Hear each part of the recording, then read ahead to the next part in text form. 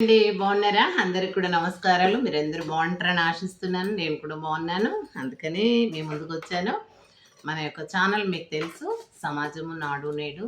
నా యొక్క ఛానల్ జీపీఎల్జేసి మీరు ఆదరిస్తున్నారు, మరి లైక్ చేస్తున్నారు, షేర్ చేస్తున్నారు, కామెంట్ చేస్తున్నారు. Thank you so much. And ఇవాళటి ప్రోగ్రాంలో మనం ఏంటంటే నాడు నేడు ముచ్చట్లలో ఆ రోజులు ఎలా ఉండింది, మన సివిలైజేషన్ కానీ మన జీవన విధానం కానీ ఇప్పుడు ఎలాంటి మార్పులు కాలక్రమాన జరుగుతున్నాయి, వాటి వల్ల మనకు నష్టాలా లాభాలా ఏంటి అనేది చూసుకున్నట్టయితే మరి ముఖ్యంగా ఇప్పుడు ఇది న్యూ ఇయర్ అండి. మరి ఏంటి 2026 కదా, 2026.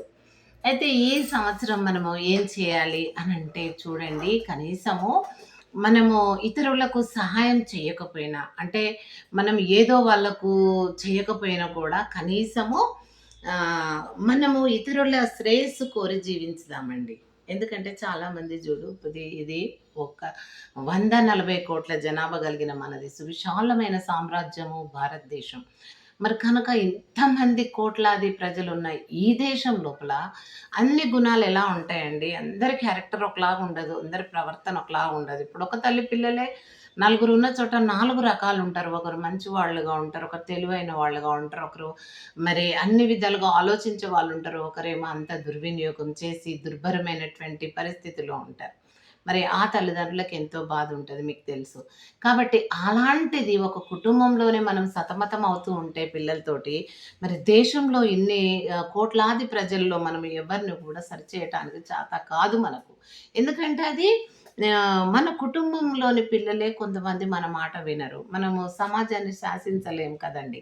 కాబట్టి ఏంటంటే ఈ నూతన సంవత్సరం నుంచైనా కనీసం మనము చెడు చేసే వాళ్ళకు కూడా మళ్ళీ తిరిగి కీడు చేయకుండా, చాలామంది పగబెట్టుకుంటారు ఎవరైనా మనకు హామ్ చేస్తే, లేకపోతే ఇతరుల ఏంటంటే ఇతరులను ఏదో ఒకటి నష్టపరచాలా, మోసం చేయాలా, దోపిడీ చేయాలా, అలా యొక్క దురాలోచనలన్నీ కూడా ఎప్పుడు వారిని మనశ్శాంతిగా ఉండనివ్వండి. ఆ దురాలోచనలే మనిషిని తినేస్తూ ఉంటాయి, ఆయుష్ తగ్గిపోతుంటుంది. అదే ఇతరులను మనము ఎవరైనా పర్వాలే, అందరూ మంచిగా ఉంటే దేశం మంచిగా ఉంటుంది. దేశంలో ఒక కుటుంబంగా, ఒక వ్యక్తిగా, ఒక పౌరులుగా మనం కూడా బాగుంటామనే ఎవరైతే ఆలోచిస్తారో వాళ్ళ ఆయుష్ పెరుగుతుందండి. కాబట్టి మనం ఏం చేయాలి అని అంటే ఎప్పుడు కూడా ఇతరుల మంచినే కోరాలి. మనం ఏం మంచి చేయకపోయినా వాళ్ళు బాగుండాలి, వాళ్ళు బాగున్నారు కదా హ్యాపీ.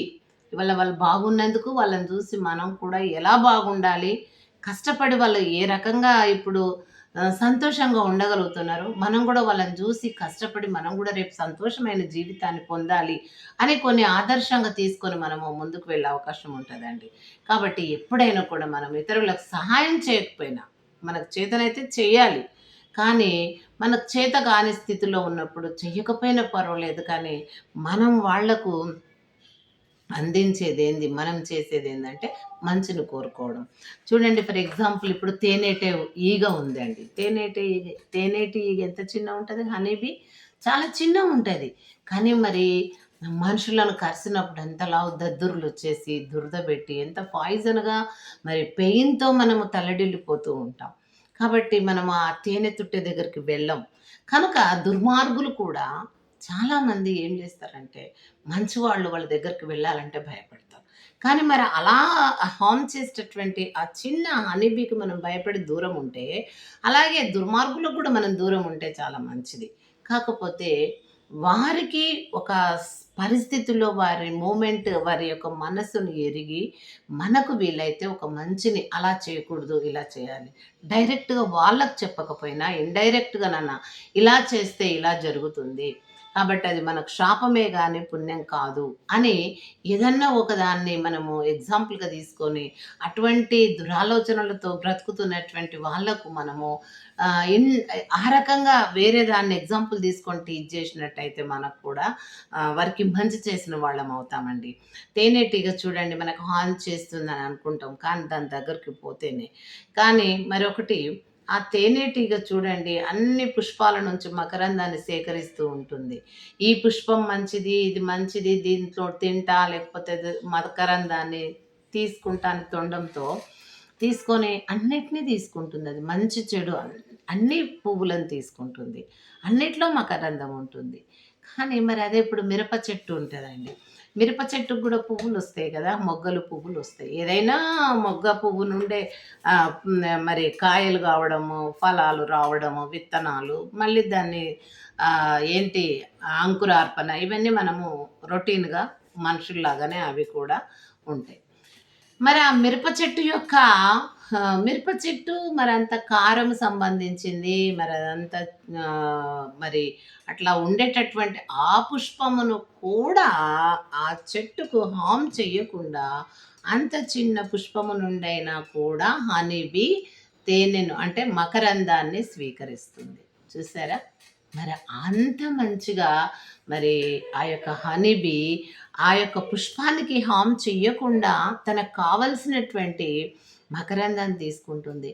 మనము గూడా మరి దుర్మార్గులు, దురాలోచనలు, మోసం చేసేవాళ్ళు, దోపిడీ చేసేవాళ్ళు సమాజంలో ఎంతమంది ఉన్నా కూడా వాళ్ళ నుంచి మనము ఏంటి ఏది మనము వాళ్ళ మంచిని ఆశించి మనకు తోచినటువంటి హనీబీ ఏ విధంగా అయితే మిరప చెట్టుకు, మిరప మొక్కకు హాని చేయకుండా మకరందాన్ని తీసుకుంటుందో, మనం గూడా అటువంటి వాళ్ళను మనము రాళ్ళలాంటి వాళ్ళను రత్నాలుగా చేసేటటువంటి జ్ఞానాన్ని వాళ్ళకు హితబోధ చెయ్యాలి. కానీ వాళ్ళకి డైరెక్ట్‌గా చెప్తే వాళ్ళు వినరు. మన మీద అటాక్ అవుతారు. కాబట్టి కొన్ని కథల ద్వారానో, లేకుంటే కొన్ని సన్నివేశాలను ఆపాదించి కానీ, కొన్ని సందర్భాలను తీసుకొని వాటి ద్వారా వాళ్ళకు టీచ్ చేయాలి. అలా కొంతమంది మారుతారు.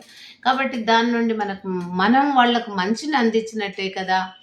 మరి వాళ్ళు సమాజంలో ఒక మంచి మనిషిగా జీవించే అవకాశము మనము ఇచ్చిన వాళ్ళమవుతాం. అంత గాకున్నా కొంత. ఇంకా మిగిలింది ఇంకోరు అలా లేదా వారి జ్ఞానంతోనన్న వాళ్ళు సరవ్వడం అనేది.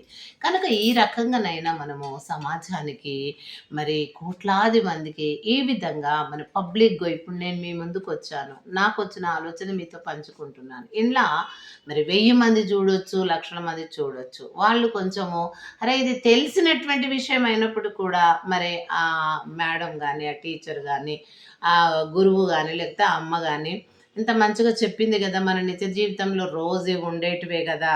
అని మనం పట్టించుకోము. కానీ తను మరి ఆ విషయాలను మళ్ళొకసారి మనల్ని కదిలింప చేస్తుంది అనేటటువంటి మరి ఆలోచన మీలో కలుగుతదని నా ఆశనండి. అందుకే నేను మీ ముందుకొచ్చాను. మరి మనమందరం కూడా అలాగే ఎలాంటి ఇప్పుడు టీగ ఏ విధంగా మిరప మొక్క నుండి కూడా అంటే అంత కారంగా ఉండి మనము ఇప్పుడు అది మిరప మొక్కను మనం ఎవ్వరం కూడా కూరొండుకొని తినలేము. మరి కాయలు తినలేము కదండీ! మనం అది దాని ప్రాసెస్ పెద్దగా ఉంటది. మిరప పొడిని మనం కూరల్లో వేసుకోవడం. అప్పుడు యూజ్ చేస్తాం. కానీ మొక్క నుండయితే దాని నుండి మనం ఏమి కూడా తినలేము.